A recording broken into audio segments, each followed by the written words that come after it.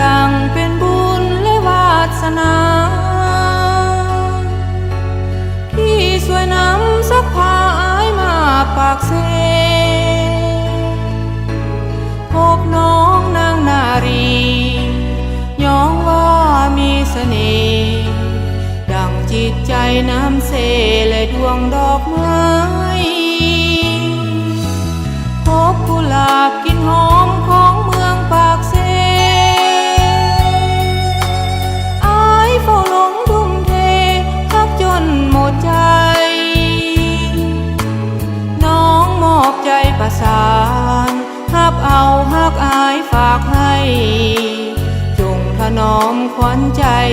บ่ให้เปลี่ยนสีขอวอนฟ้าหยาดฝนซุ่มซ้ำในเพื่อว่าสองดวงใจได้ชื่นสุขีกุหลาบเอ่ยสวยเบ่งบานในอุทยานของชีวิตทรงเป็นกุลสตรีที่งามวิไล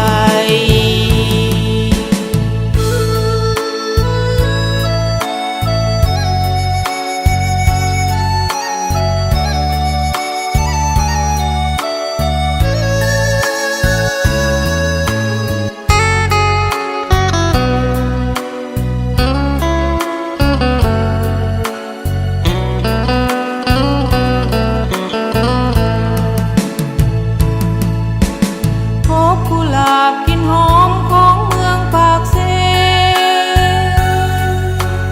อายเฝ้าหลงทุ่มเทพักจนหมดใจน้องมอบใจประสานฮับเอาฮักอายฝากให้จงถนอมขวัญใจบ่ให้เปลี่ยนสีขอวอนฟ้าหยาดฝนซุ่มซ้ำในเพื่อว่าสองดวงใจได้ชื่นสุขีกุหลาบเอ่ยสวยเบ่งบานในอุทยานของชีวิตทรงเป็นกุลสตรีที่งามวิไลขอวอนฟ้า